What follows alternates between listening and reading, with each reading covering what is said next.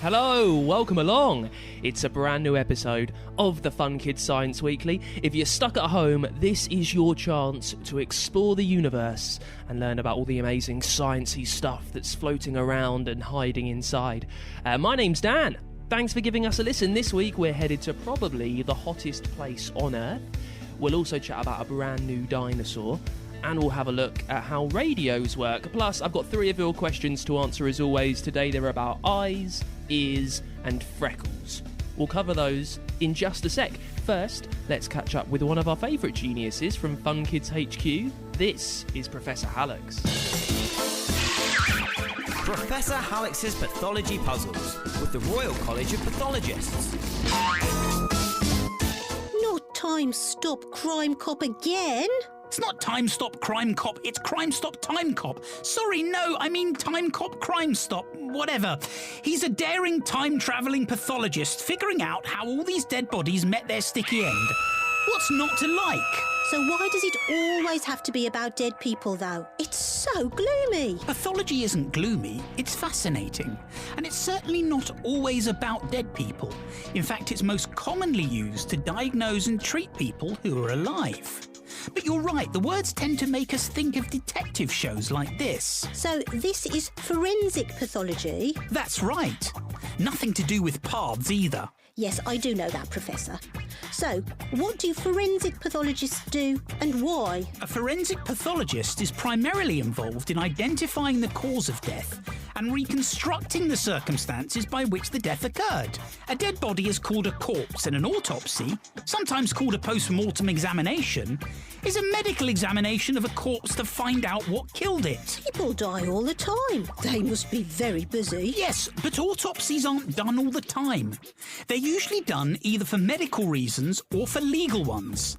A medical reason may be when doctors aren't sure why a person died, whilst a legal one might be to find out if the death was the result of a crime.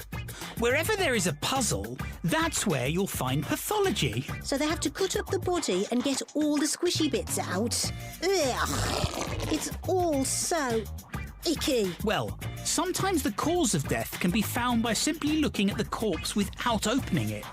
Like looking for bruising or at a fingernail tissue samples under the microscope to establish the cause of death. But other times, pathologists may need to also examine the internal body organs. Don't worry, if a body is opened, it'll be closed again.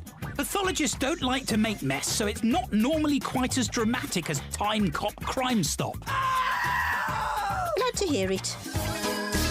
Professor Hallex's Pathology Puzzles with the Royal College of Pathologists. Find out more at funkidslive.com/Hallex. Right, it's question time of the show. Probably my favourite part of the show. And bear in mind, we do Dangerous Dan. It's even named after me. I love Dangerous Dan. We've got a brilliant one coming up a little later on, but this is my favourite part of the Fun Kids Science Weekly. It's when you send me your science questions over on the Apple Podcast Store, and then I do all the legwork. I become like a science Sherlock, detecting the answer for you. And we start off with, honestly, one of the best questions I think we've ever had. It's a really simple one. It's one that you want to know the answer to. You just never think of it. It's from Isaac, Leo and Asa, who ask, Dan, how do sunglasses work? You never think of that. How do sunglasses work? It's all because of, you see, sunlight has got a whole bunch of different rays in it. One is UVB rays, ultraviolet light, and they can destroy the outer cells of your cornea in the eye, the protective surface, which then can cause your vision to be a bit blurry. Then you've also got UVA rays, and they damage the retina, which is really important right at the back of the eyeball. So the lenses of the sunglasses that you wear, they have a coat of material on them that stops the reflection of light back into the eye, so that deals with one of the issues. Also, the lens has a UV coating, an ultraviolet coating. It's got dyes and it's got pigments in the lens, and these absorb the dangerous sun rays before they get into your eyes, so they can't damage you. That's how sunglasses work. Brilliant question. Thank you so much, Isaac, Leo and Asa. This one is from, slightly stranger name than those three, Gemstone Leopard Liver. That's a really good part about the when you send in your questions to me over on Apple Podcasts. You can come up with amazingly weird and strange and obscure names. See what baffling name you can give me when you leave your question next week, by the way.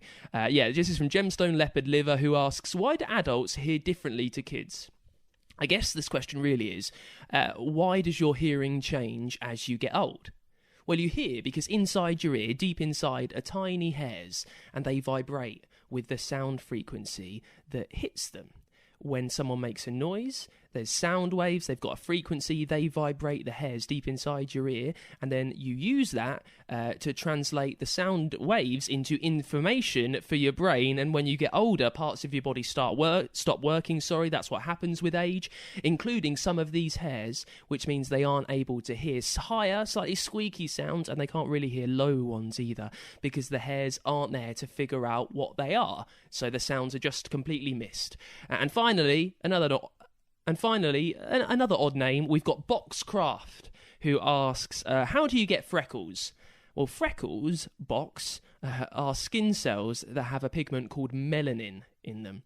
Melanin, it's a chemical made to protect the sun's harmful UV rays by absorbing them. So I guess they're just like the sunglasses that we spoke about a second ago. When the sun shines, melanin, the chemical, is made.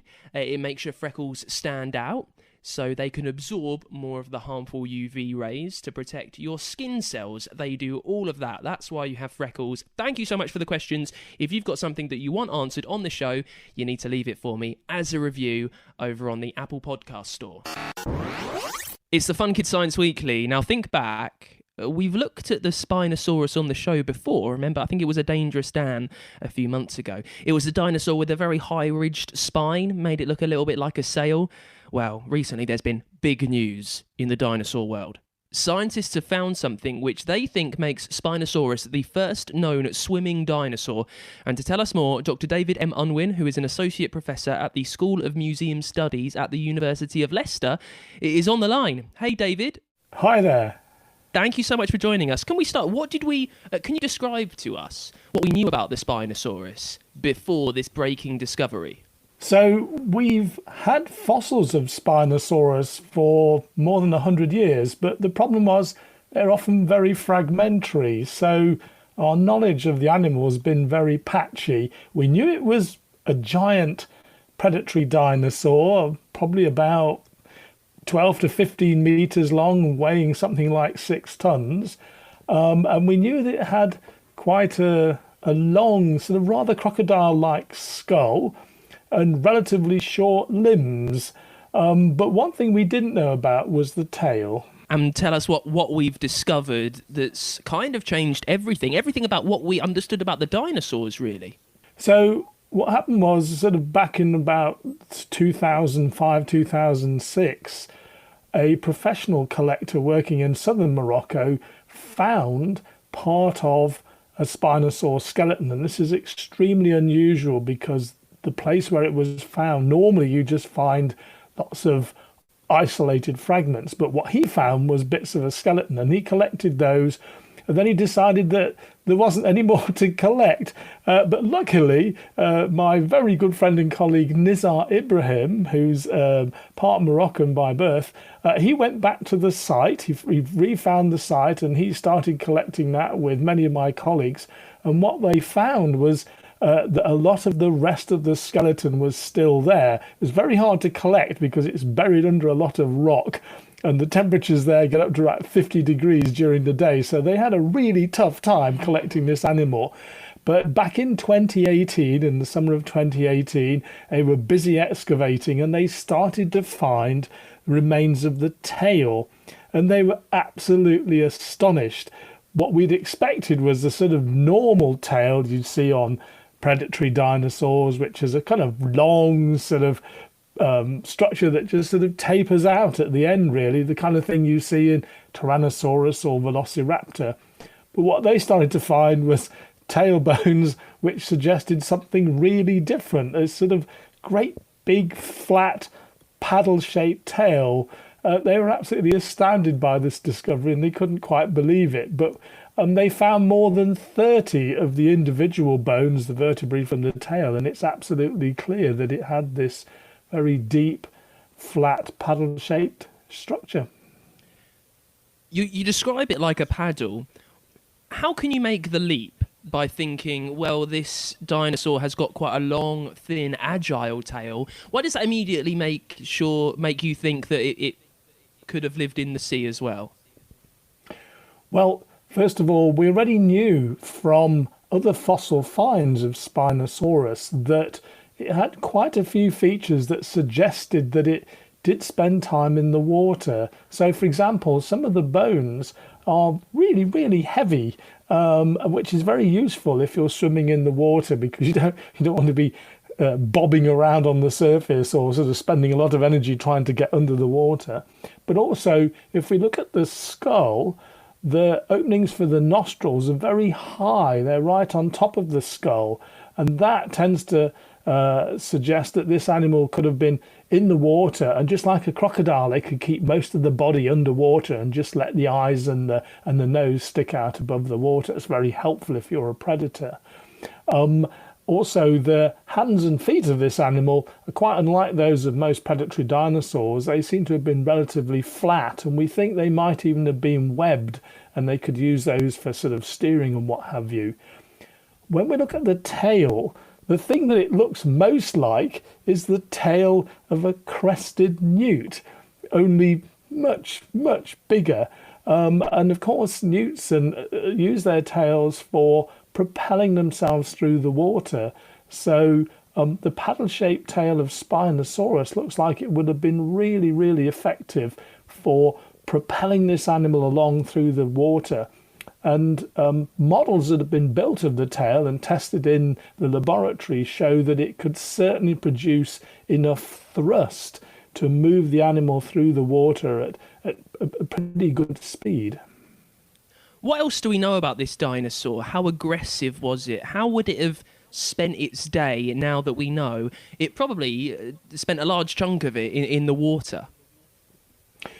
Well, it's always difficult to sort of be precise about the behavior and the ecology of dinosaurs, particularly this one, extinct for 100 million years.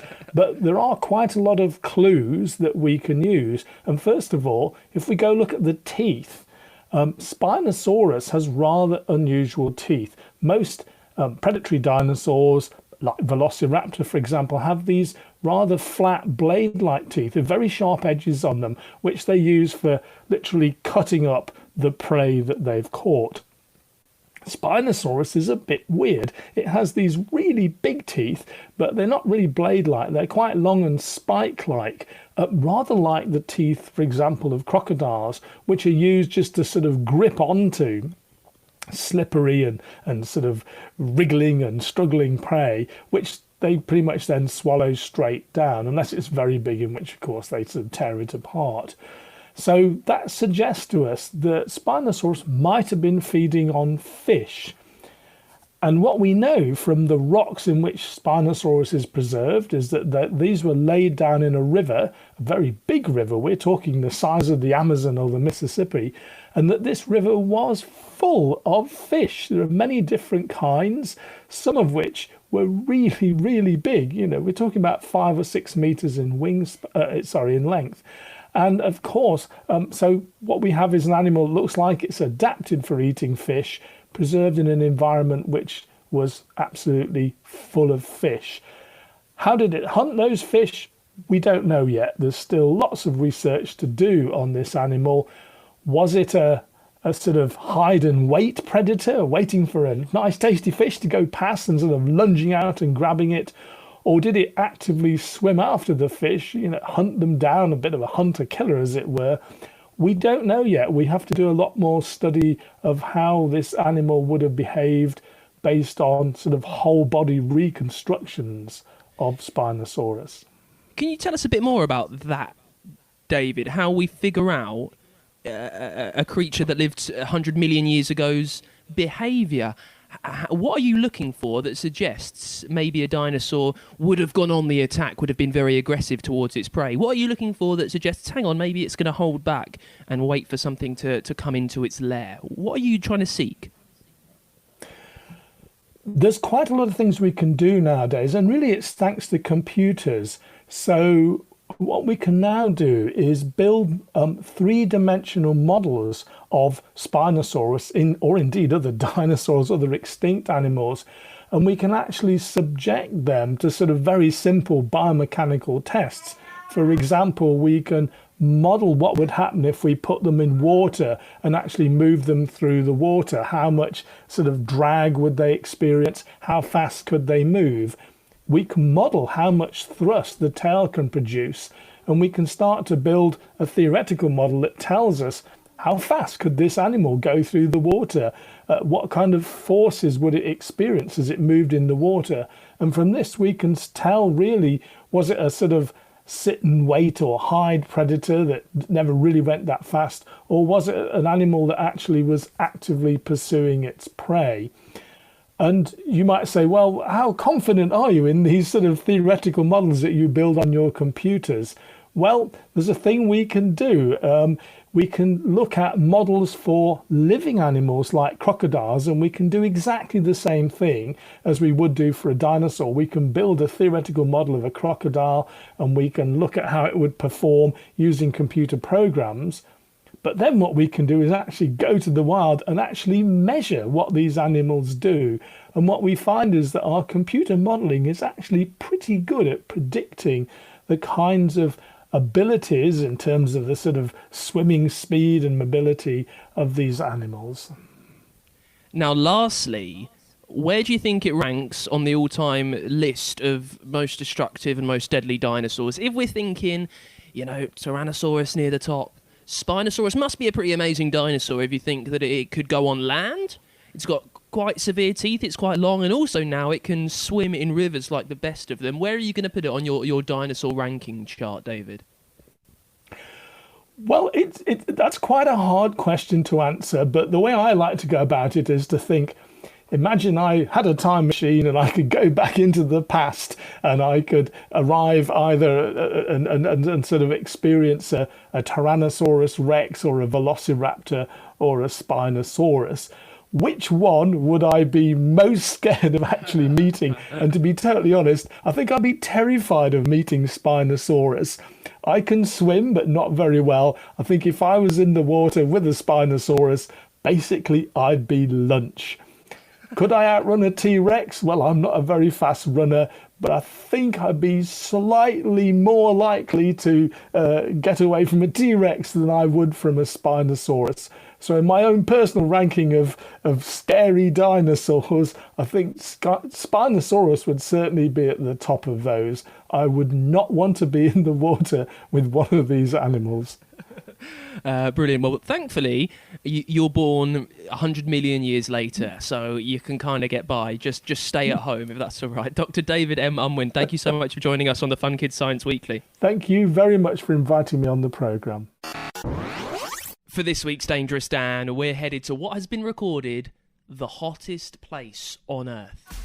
You see, there's been a lot of debate about this because originally the hottest place on Earth was said to be in Libya, where the highest temperature ever recorded was. That makes sense. But recently, scientists have changed their mind and they've named the hottest place on Earth as the Lut Desert in Iran.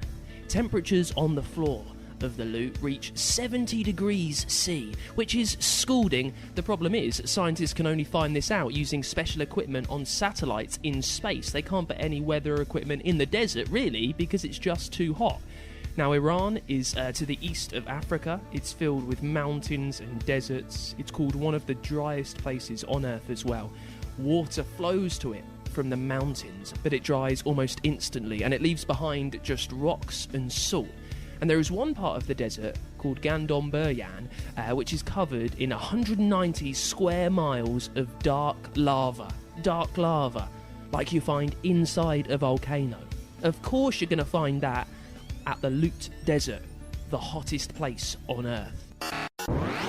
Now remember, as I said earlier on in the show, if you've got a science question that you want answered, you need to leave it for me as a review over on Apple Podcasts, and then I will do my best to find the answer any way that I can. We had one from, and I also mentioned how the names are getting amazingly ridiculous, didn't I? Now, we had a question in recently from someone called Wonders of Sound, who asks, how do DAB radios work? How do digital radios work? Now, I can answer this brilliantly with the help of some friends. You see, at Fun Kids, the children's radio station, we don't just do the Fun Kids Science Weekly podcast. We do loads of podcasts about a whole range of subjects that you'd like the answer to, and you can find them all over on our website, funkidslive.com, and wherever you get your podcasts from. And we've done one called The Speakers, which is all about how digital radios work. Here's a little episode for you. Transmission. The speakers. Transmission. Getting your message across. Woof, Subbo and Tweet are speakers with a lot to say. But how best can they get other people to listen? Here, check out my new track, guys. This is going to be the next big thing. That's pretty cool, Woof. What do you think, honkers? But to be the next big thing, you're going to need to get loads of people to hear your track. How are you going to do that? Well, I was thinking of driving around playing it really loudly on the CD player in the car. Brilliant. Oh, but what if you're moving too fast? Yeah, maybe a mobile disco isn't such a great idea. Okay, maybe I could call people on my mobile and play it down the phone. Talking on the phone is definitely a great way to communicate, but that could run up a big bill. Hey, why not put on a show? Good thinking, with me as the headline act. If you put on a show, you could send out lots of invitations and make lots of posters. Writing is a great way to get your message across. Hey, I'm brilliant at that. I'll give you a hand. I'm writing a fantastic story at the moment, as a matter of fact. Maybe I could read it out at your concert. What's it about? The Curse of the Haunted Honk. Come on, it's not that bad. Not sure my fans will go for that, but you could give it a go. So how were you going to get people to read your story? Well, I was going to put it in a letter and post it to all my friends. That's another way to communicate. Trouble is, I have at least 7,000 friends, and that's a lot of stamps. Hey, you've only got a few mates, Woof. You could post your CDs for next to nothing. Hey, very funny. Hey guys, What's up, Tweet? hang on. Just taking another selfie. And upload. Here's an idea. Why don't you put your stories and songs on the internet? I love communicating that way, and it's certainly a great way to connect with millions of people. That's a great idea. Although, if we're on the internet all day, we're going to end up with an even bigger bill than Woof's mobile phone. I guess. Hang on, we've forgotten something else. Like, something really obvious. Something that's in every single house in the country. Radio and TV. Of course. Radio's brilliant to transmit music to millions of people. And television's great for dramas, sport and competitions. It's time for Britain's Cake Factor. And it's a great way for people to communicate and share ideas. Will the honourable gentleman agree that the Prime Minister should refrain from picking his nose at the dispatch box?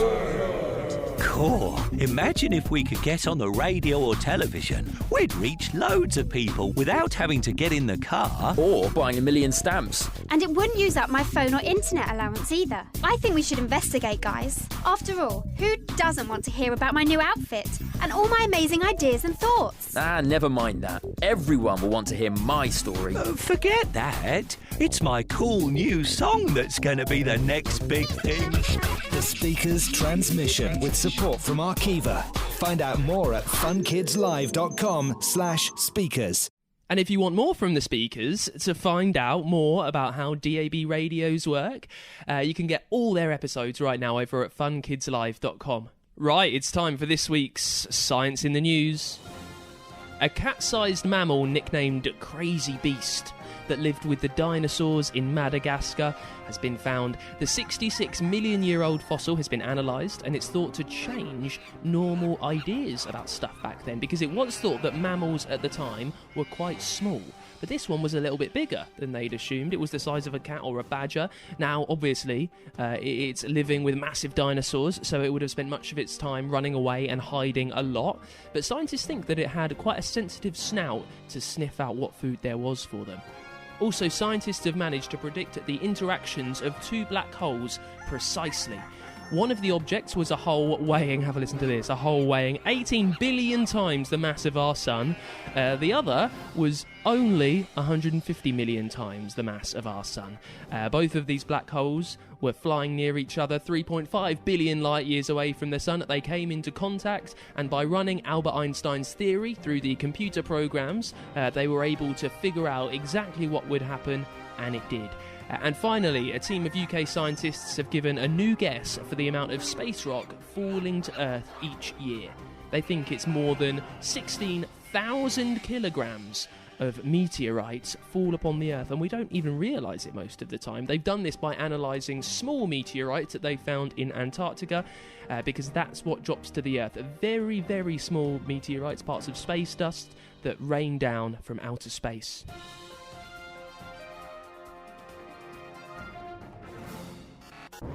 And that is it for this week's Fun Kids Science Weekly. Thank you so much for giving us a listen. Remember, you can hear all of our brilliant science podcasts. You've heard some today, including that new one, The Speakers. You can listen to them at funkidslive.com, wherever you get your shows from as well. They're on the free Fun Kids app too.